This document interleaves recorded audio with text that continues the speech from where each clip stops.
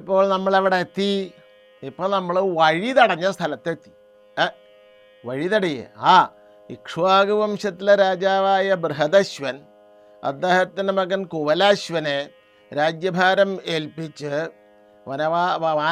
വനവാസത്തിന് പുറപ്പെടുന്ന സമയത്ത് അവിടെ വന്ന ഉത്തങ്കൻ എന്ന മുനി അദ്ദേഹത്തെ തടഞ്ഞു. പോവാൻ വരട്ടെ, എൻ്റെ ആശ്രമത്തിന് സമീപത്ത് ധുന്ധു എന്നൊരു അസുരൻ താമസിക്കുന്നുണ്ട്. രാജാക്കന്മാരുടെ ധർമ്മം അക്രമികളെ സംഹരിച്ച് പ്രജകളെ രക്ഷിക്കുക എന്നുള്ളതാണല്ലോ. ഈ ധുന്ധുവിനെ കൊണ്ട് വലിയ ശല്യം. അയാളുടെ പ്രകൃതം എങ്ങനെയാ വെച്ചാൽ, അയാൾ ലോകം മുട്ടിക്കാൻ കണക്കാക്കിയിട്ടാണ് ഇറക്കിയേക്കണത്. അയാൾ കൊല്ലത്തിലൊരിക്കൽ ഒരു നെടുവീർപ്പിടും. ഇങ്ങനെ ഒരു നെടുവീർപ്പ് കൊല്ലത്തിലൊരിക്കൽ ഇടും. പക്ഷേ അത് നമ്മളിടുന്ന നെടുവീർപ്പ് പോലെയല്ല. അയാൾ നെടുവീർപ്പിട്ടാൽ 3 ലോകം കിടത്ത് കുലുങ്ങത്ര. 3 ലോകം കിടത്ത് കുലുങ്ങുക, മണൽക്കാറ്റടിച്ച് മണൽ പൊങ്ങുക. അങ്ങനെ അതിഭയങ്കരനായിട്ടുള്ള ഒരു അസുരനാണ് ഈ ധുന്ധു. അയാളെ കൊണ്ട് വലിയ ശല്യം. എൻ്റെ ആശ്രമത്തിലും പൊറുതിമുട്ടി, 3 ലോകങ്ങളിലുള്ളവരും പൊറുതിമുട്ടി. അവൻ്റെ ഒരു നെടുവീർപ്പിൻ്റെ ഇഫക്റ്റ് ഇങ്ങനെയാണെങ്കിൽ ബാക്കി കാര്യം എന്താ? അതുകൊണ്ട് ബൃഹദശ്വൻ അങ്ങ് അവനെ കൊന്നിട്ട് വാനപ്രസ്ഥത്തിനോ സന്യാസത്തിനോ തപസ്സിനോ എന്താ വെച്ചാൽ പൊക്കോളൂ, അത് ചെയ്യണം. അത് വിഷമിക്കണ്ട. വിഷ്ണു അങ്ങയുടെ കൂടെ കൂടി അങ്ങയുടെ തേജസ് വർദ്ധിപ്പിച്ചു തരും. വിഷ്ണുവിൻ്റെ ഒരു ഹെൽപ്പ് ഉണ്ടാവും. എന്നിട്ട് അവനെ കൊല്ലണം. എന്തായാലും അപ്പോൾ നമ്മുടെ ബൃഹദശ്വൻ പറഞ്ഞു, ഉത്തങ്കൻ അങ്ങ് എന്നോട് പറഞ്ഞ ഈ അപേക്ഷ, അല്ലെങ്കിൽ ഈ അപേക്ഷയുണ്ടല്ലോ, ഇത് വെറുതെ പോവില്ല. ഞാനേതായാലും തപസ്സിന് പോകാൻ നിശ്ചയിച്ചു. എൻ്റെ നിശ്ചയത്തിന് മാറ്റമില്ല. എൻ്റെ മകനുണ്ട് കുവലാശ്വൻ, അവന് 27,000 മക്കളുമുണ്ട്. അവനും ഈ 27,000 മക്കളും കൂടി അങ്ങ് പറഞ്ഞ കാര്യം ചെയ്തു തരും. അങ്ങ് അതിനെപ്പറ്റി വിഷമിക്കണ്ട എന്ന് പറഞ്ഞ് ബൃഹദശ്വൻ, കുവലാശ്വൻ ഇവിടെ വരൂ, ഉത്തങ്കൻ എന്ന് പറയുന്ന മുനി എന്തൊക്കെ പറയണു, അദ്ദേഹത്തിൻ്റെ കാര്യങ്ങളൊക്കെ സാധിപ്പിച്ചു കൊടുക്കണം കേട്ടോ. മക്കളില്ലേ 27,000? സാധിപ്പിച്ചു കൊടുക്കണം. അങ്ങനെ ആയിക്കൊള്ളാം എന്ന് പറഞ്ഞു കുവലാശ്വൻ മകൻ. അപ്പോൾ ഈ കുവലാശ്വന് ബൃഹദശ്വൻ ധാരാളം ധനം കൊടുത്തിട്ടുണ്ട്. ബാക്കി സമ്പത്തുകൾ, രത്നങ്ങൾ, മുത്തുകൾ, രാജ്യത്ത് രാജാവാക്കി അഭിഷേകം ചെയ്തിട്ട് മകൻ. എന്നിട്ടാണ് അദ്ദേഹം പോകുന്നത്. അപ്പോൾ കുവലാശ്വൻ എന്ത് ചെയ്തു വെച്ചാൽ, ഇനിയിപ്പോൾ കുവലാശ്വൻ്റെ ജോലിയാണ് ആരെ കൊല്ലുക എന്നുള്ളത്, ധുന്ധുവിനെ കൊല്ലുക എന്നുള്ളത്. അപ്പോൾ ധർമ്മപുത്രൻ ചോദിച്ചു, ഇപ്പോൾ ഈ കഥ മാർക്കണ്ഡേയ മഹർഷി ധർമ്മപുത്രനോട് പറയുന്നതാണല്ലോ, ഈ ധുന്ധുവിൻ്റെ ഉൽപ്പത്തി എങ്ങനെയാണ് ഈ ധുന്ധു ഉണ്ടായത്? അവൻ്റെ മാതാപിതാക്കൾ ആരാണ്?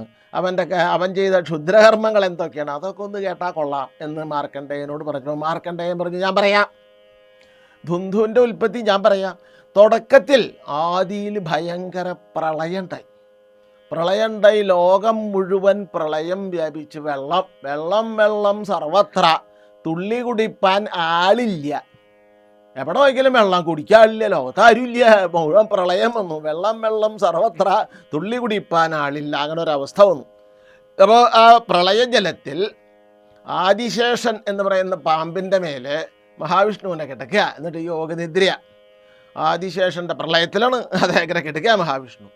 കുറച്ചു കാലം കഴിഞ്ഞപ്പോൾ മഹാവിഷ്ണുവിൻ്റെ നാഭിയിൽ നിന്നും ഒരു താമര ഇങ്ങനെ മുളച്ചു. പൊക്കിൽ കൂടി നിന്നൊരു താമര ഇങ്ങനെ മുളച്ചു. ആ താമരയിൽ നിന്ന് ബ്രഹ്മാവുണ്ടായി. ബ്രഹ്മാവ് ആ താമരയിൽ ഇരിക്കുക. അതുകൊണ്ട് ബ്രഹ്മാവിന് താമരാസനൻ, കമലാസനൻ, താമരാസനൻ, പങ്കജാസനൻ എന്നൊക്കെ പേരുണ്ട്. അപ്പോൾ താമരയിൽ ഇരിക്കുന്നവൻ വിഷ്ണുവിൻ്റെ നാഭിയിൽ പ്രളയകാലത്ത് അനന്തൻ്റെ മേൽ ജലത്തിൽ കിടക്കുന്ന, അനന്തൻ്റെ മെറ്റയാണ്, ജലത്തിൽ കിടക്കുന്ന വിഷ്ണുവിൻ്റെ നാഭിയിൽ നിന്നുണ്ടായ ബ്രഹ്മാവ്, താമരയിൽ ബ്രഹ്മാവിനുണ്ട് 4 മുഖമുണ്ട്. അപ്പോൾ അവിടെ ഇരിക്കുക ബ്രഹ്മാവ്. അങ്ങനെയും കുറച്ചു കാലം കഴിഞ്ഞപ്പോൾ മധു എന്നും കൈടഭൻ എന്നും പറഞ്ഞിട്ട് 2 അസുരന്മാർ, മധു കൈടഭന്മാർ, 2 അസുരന്മാർ, അവരിങ്ങനെ നടക്കുമ്പോൾ ആരെ ഈ കിടക്കണേ? അവർ വെള്ളത്തിൽ കൂടെ എങ്ങനെയാണ് നടക്കുക വെച്ചാൽ അവർക്ക് നടക്കാൻ പറ്റും. അവരങ്ങനെ നടക്കുമ്പോൾ ആരെ ഈ കിടക്കണേ? മഹാവിഷ്ണു അവിടെ കിടക്കണുണ്ട്. എന്തൊരു തേജസ്, നല്ല തേജസ്, നല്ല മെത്ത, അസല് കിടക്കുക, പാമ്പിൻ്റെ മുകളിൽ ഇങ്ങനെ കിടക്കുക. അപ്പോൾ അവർ നോക്കിയാൽ പിന്നെന്താ വേറെ ഒന്ന് കാണണേ? ബ്രഹ്മാവ് എന്നപ്പോൾ അവർക്ക് ആരാന്ന് അറിയില്ല. വിഷ്ണുവിൻ്റെ നാഭിയിൽ നിന്നൊരു താമര വിളിച്ച് അതിലൊരുത്തിരിക്കുന്നുണ്ടല്ലോ. 4 മുഖമുണ്ട്. ഈ അസുരന്മാർ, മധു എന്നും കൈടഭൻ എന്നും പേരുള്ള അസുരന്മാർ, ഈ ബ്രഹ്മാവിനെ പേടിപ്പിക്കാൻ തുടങ്ങി. ബ്രഹ്മാവ് അടിയങ്ങളെന്നൊക്കെ പറഞ്ഞ് ബ്രഹ്മാവിനെ ഇങ്ങനെ പേടിപ്പിക്കാൻ തുടങ്ങി. ഇപ്പോൾ കുറച്ച് കഴിയുമ്പോൾ ബ്രഹ്മാവും പേടിച്ചു. കാരണം വേറെ ആരും കാണാനില്ല, ബ്രഹ്മ മാത്രമേ കാണാനുള്ളൂ. ബ്രഹ്മാവ് എന്ത് ചോദിച്ചാൽ താൻ ഇരിക്കുന്ന താമര ഉണ്ടല്ലോ അതൊന്ന് ഇങ്ങനെ കുലുക്കി, താമരയുടെ തണ്ട് ഇങ്ങനെ രണ്ട് ഇങ്ങനെ കുലുക്കി. ഇപ്പോൾ മഹാവിഷ്ണു നിദ്രയിൽ നിന്ന് ഉണർന്നു, യോഗനിദ്രയിൽ നിന്ന് ഉണർന്നപ്പോൾ അദ്ദേഹം കണ്ടത് മധുകൈടവന്മാരെയാ. നിങ്ങളെ കണ്ടത് നന്നായി, നിങ്ങൾക്ക് ഞാൻ വരം തരാം, നിങ്ങൾക്ക് എന്നിൽ നിന്ന് എന്തു വരാണ് വേണ്ടത്? അപ്പം ഈ മധുകൈടവന്മാർ ഞങ്ങൾ അങ്ങയുടെ കയ്യിൽ നിന്ന് വരം മേടിക്കേ, സത്യം, ധർമ്മം, ദാനം, ദമം, ദയ, ഇതിലൊക്കെ ഞങ്ങൾ അങ്ങേക്കാൻ മേലെയാണ്. ഞങ്ങൾക്ക് വരം വാങ്ങി ശീലമില്ല, വരം കൊടുത്ത് ശീലമുള്ളൂ. ഞങ്ങൾ വേണമെങ്കിൽ ഒരു കാര്യം ചെയ്യാം, അങ്ങേക്ക് അങ്ങോട്ട് വരം തരാം. അത് നന്നായില്ലേ? മഹാവിഷ്ണു എല്ലാവർക്കും വരം കൊടുക്കുന്ന ആളാണ്. അവർക്ക് മഹാവിഷ്ണുവിന് അങ്ങോട്ട് വരം കൊടുക്കാമെന്ന് ആര് പറഞ്ഞു? ഈ മധു എന്നും കഥുകൈടവന്മാർ പറഞ്ഞു. മുമ്പ് നമ്മൾ മഹാവിഷ്ണുവിന് അങ്ങോട്ട് വരം കൊടുത്ത ഒരാളുടെ കഥ കേട്ടിട്ടുണ്ട്. അത് ഗരുഡൻ്റെ കഥയാണ്. ഗരുഡനോട് എന്താ വരം വേണ്ടത് മഹാവിഷ്ണു ചോദിച്ചപ്പോൾ ഗരുഡൻ വരം വാങ്ങിച്ചിട്ട് തിരിച്ചു പറഞ്ഞു, ഞാൻ മഹാവിഷ്ണുവിന് വരം അങ്ങോട്ട് തരാമെന്ന്. അപ്പോൾ ഗരുഡൻ മഹാവിഷ്ണുവിന് വരം കൊടുത്തു. അതൊക്കെ ഇതിനൊക്കെ ശേഷമാണ്.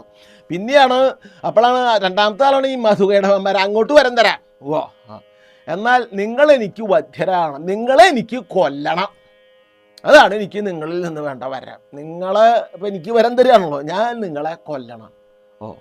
കൊന്നോളോ.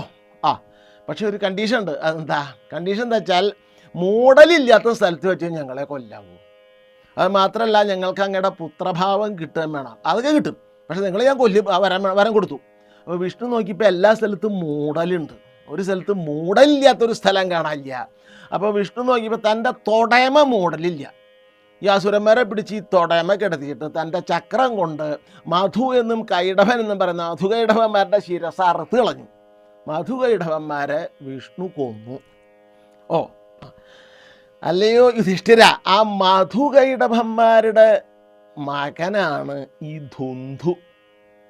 അപ്പോൾ മധുകൈടവന്മാരുടെ മകനായ ധുന്ധു അവൻ ഘോരമായ തപസ് ചെയ്ത്, അതിക്രൂരവും ഘോരവുമായ തപസ് ചെയ്ത് അവൻ ബ്രഹ്മാവിനെ പ്രത്യക്ഷപ്പെടുത്തി. അവൻ ബ്രഹ്മാവിനെ പ്രത്യക്ഷപ്പെടുത്തിയിട്ട് ദേവദാനവ രാക്ഷസ ഗന്ധർവാഹികളൊന്നും എന്നെ കൊല്ലാൻ പാടില്ല എന്നൊരു വരം മേടിച്ചു. ദേവൻ, ദാനവൻ, അസുരൻ, രാക്ഷസൻ, അഹി, പാമ്പ്, ദേവദാനവ രാക്ഷസ ദൈത്യ അഹികളൊന്നും തന്നെ എന്നെ കൊല്ലാൻ പാടില്ല എന്നൊരു വരം അവൻ വാങ്ങിച്ചു. അവനാണ് ഈ ധുന്ധു. വാങ്ങിച്ചതിന് ശേഷം അവൻ കേട്ടിട്ടുണ്ട് മഹാവിഷ്ണുവാണ് തൻ്റെ അച്ഛൻ മധുകൈടവന്മാരെ കൊന്നത്. അച്ഛന്മാരെന്ന് പറയുന്നുണ്ട്, രണ്ടാളുണ്ടല്ലോ, മധുകൈടവന്മാരെ പിതാക്കളെ കൊന്നത്. അവൻ നേരെ വിഷ്ണുവിൻ്റെ അടുത്ത് ചെന്ന് ചൂടായി. അവിടെ ആകെ കിടന്ന് ലോകത്തെ ഉപദ്രവിക്കാൻ തുടങ്ങിയപ്പോഴാണ് പിന്നെ ഇവൻ്റെ കഥ കഴിക്കണമെന്ന് ബാക്കിയുള്ളവരൊക്കെ തീരുമാനിച്ചപ്പോൾ അതിനുള്ള വഴി ആണ് ഈ ബൃഹദശ്വൻ്റെ മകൻ കുവലാശ്വനും അദ്ദേഹത്തിൻ്റെ മക്കൾ 27,000 പേരും കൂടി ഈ നേരെ ആരെ വധിക്കാൻ ചെന്നു? ധുന്ധു എന്ന് പറയുന്ന അസുരനെ വധിക്കാൻ ചെന്നു.